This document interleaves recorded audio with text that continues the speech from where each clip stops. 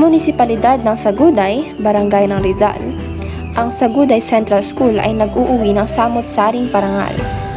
Ang paaralang ito ay tinatawag ding Home of the Champions, sa kadahilanang ang mga mag-aaral, pati na rin ang mga guro ay nag-uuwi hindi lang ng mga parangal na pangrehiyon, kundi pati pang nasyonal.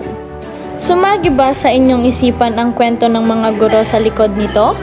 Nakita at nalaman nyo na ba ang buhay sa kanilang pagtuturo? Samahan nyo kami. Ako si Asnea Kim Kuntig. At ako naman si Sunshine Ola para sa dokumentaryong maghahatid sa inyo ng kaalaman. Isa sa mga tao sa likod ng mga parangal na ito ay si Ma'am Francisca N. Sabado. Kilala siya sa pagtuturo ng pagsusulat ng istorya at pagiging coach ng fruit carving at journalism. Isa rin siya sa mga gurong masugid na iniensayo ang mga mag-aaral ng Saguday Central School upang mahubog pa ang kanilang mga kakayahan. Nitong nakaraan lamang, nakatanggap siya ng isang nasyonal na parangal sa Gawad Teodora Alonso, isang kompetisyon tungkol sa pagsusulat ng kwento na ginanap noong Oktubre ng taong 2024. Isang patunay sa kanyang kagalingan ang nasungkit niyang ikatlong parangal sa kanyang kwento nasaan ang mga bulol ni Magite.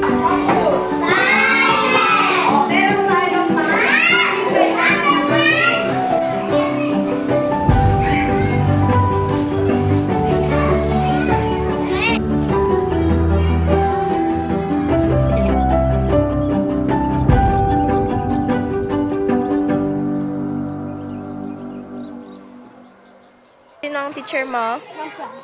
Ma'am Franz? Ano masabi mo kay Ma'am Franz? Maganda.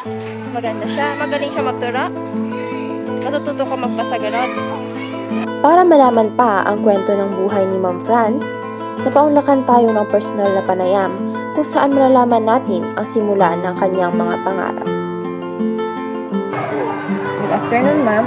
Good afternoon. What is your name po? I'm Francisca N. Sabado. So, where do you live po, ma'am?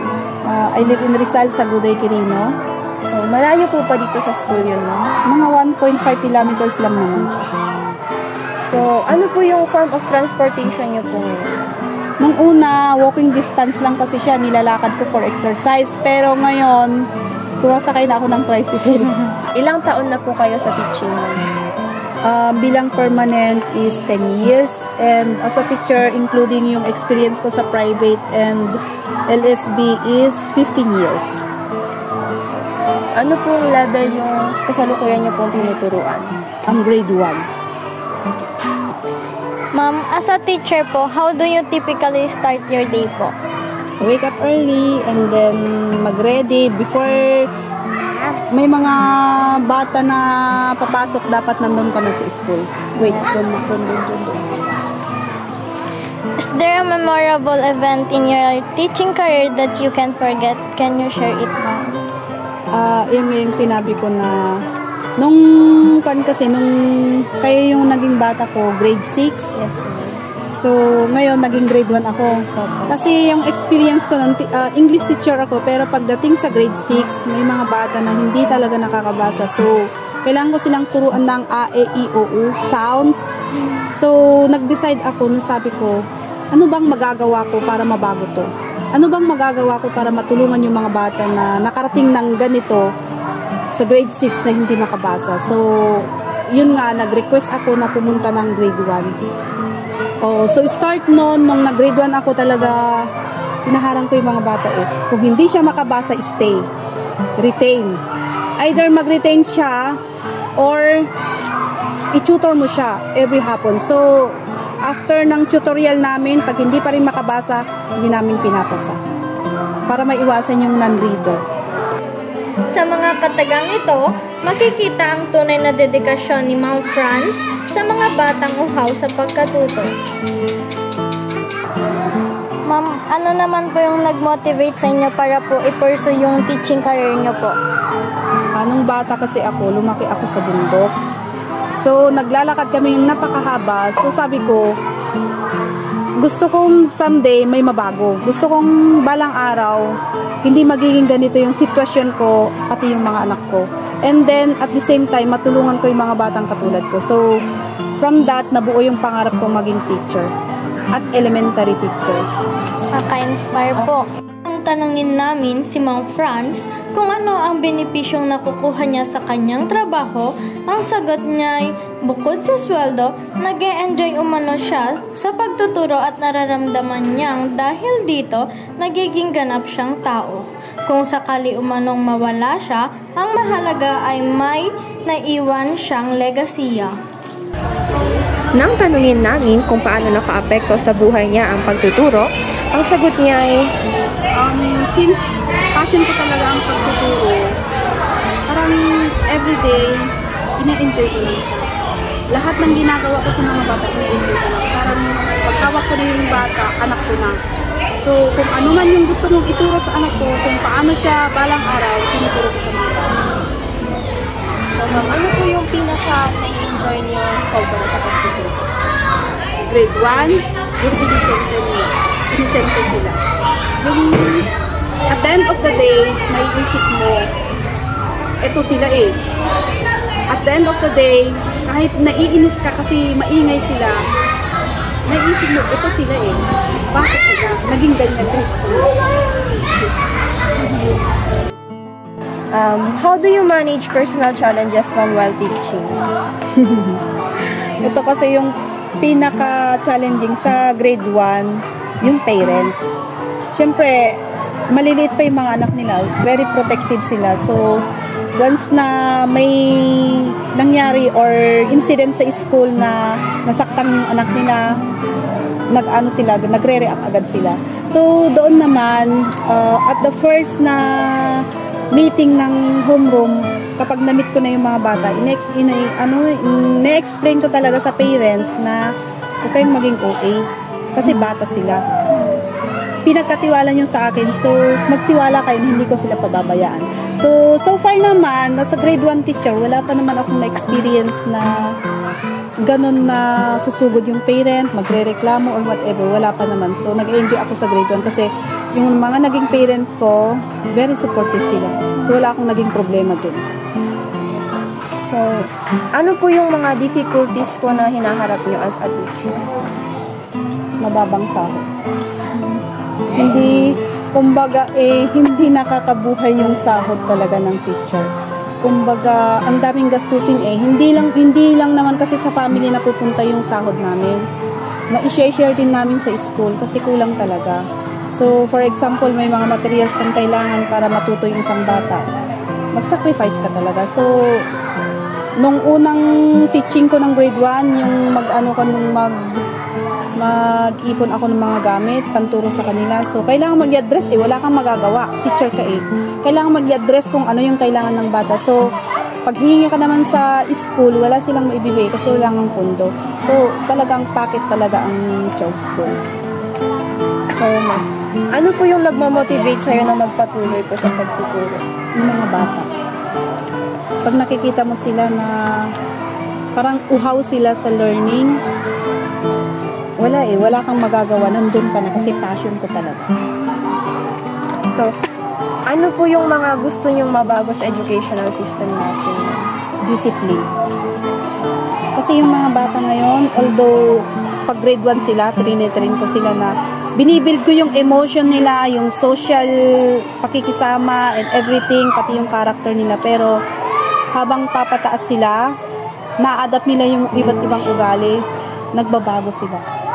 So, kailangan mabago talaga yung system about discipline ng mga bata. Yung mag-stick ang school sa rules. Kung ano ang rules, yun ang rules. Kung ano ang dapat na ipatupad ng school, yun ang mangyayari. Hindi yung, pag nakiusap yung parent, parang naging na yung school parang umaatras kasi nga natatakot kami sa 888. Parang wala ng power ang school para i-enforce yung discipline sa mga bata.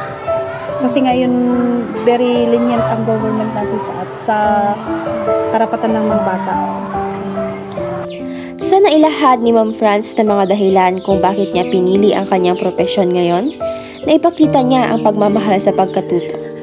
Ngunit, kung hindi guro si Ma'am Franz ngayon, ano kayang propesyon ang nais niyang makuha?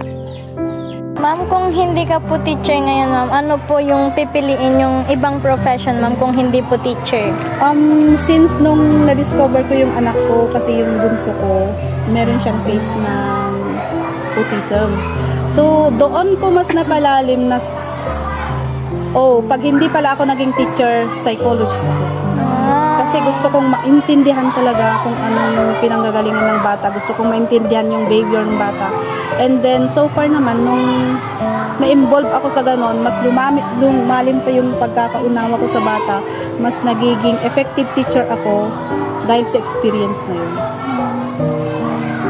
Ma'am, satisfied ka po ba sa pagiging teacher mo or sa teaching career po na pinili niyo po?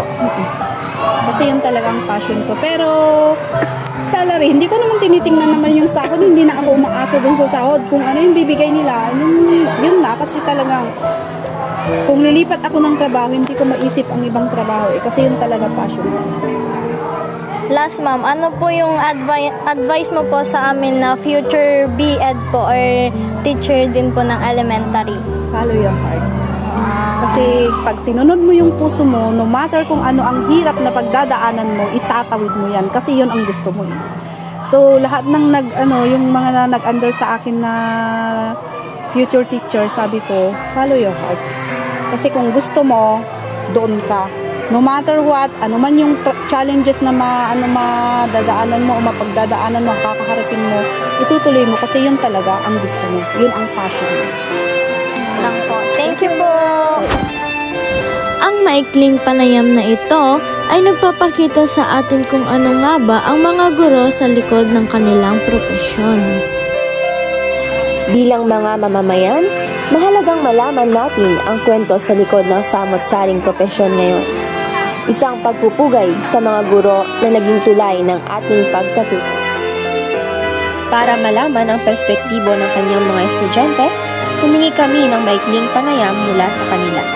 Anong pangalan mo, kuya? Ako po si Paul Bidson D. Camilo. Ikaw, kuya. Ako po si Joshua. Ako po si Ayay Humay Camilo. Ilang taon na po kayo? Ikaw, ate, ilang taon ka na? Ikaw po, ilang taon ka na po? 7. Ikaw po? 7. Anong masasabi mo kayo? Sige sa sali. Sali. Kaya nagtuturo na magiging respect. Magiging mabait.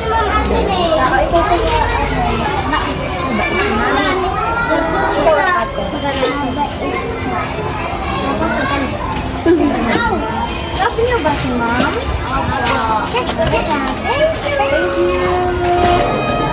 Sa loob ng 4 na sulok ng silid na ito, at sa paaralan ng Sagulay Central School ay may iba't ibang pangarap.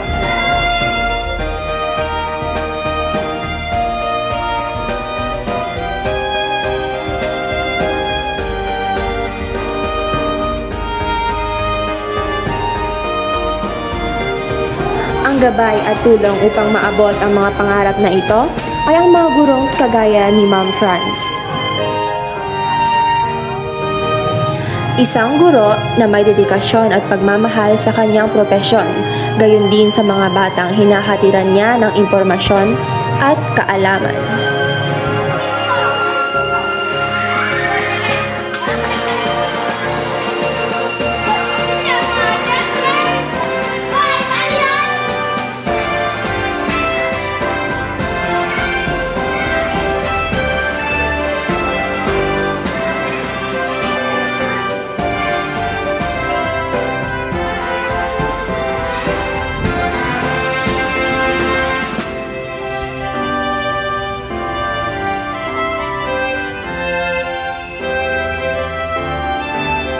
Tunay ngang napakahirap maging isang guro. Dala ang mga iba't ibang kwento ng mga kabataang gustong matuto. Isang guro na laging may dalang sandata sa pagkatuto. Sa sistema ng ating bansa ngayon, nararapat lamang bigyan ng pansin at halaga ang kwento ng bawat gurong nagbibigay ng kanilang lahat-lahat para sa bansang Pilipinas. Huli, ako si Sunshine Ola At ako si Leslie Yatin C. Kunti. hanggang sa susunod na dokumentaryo.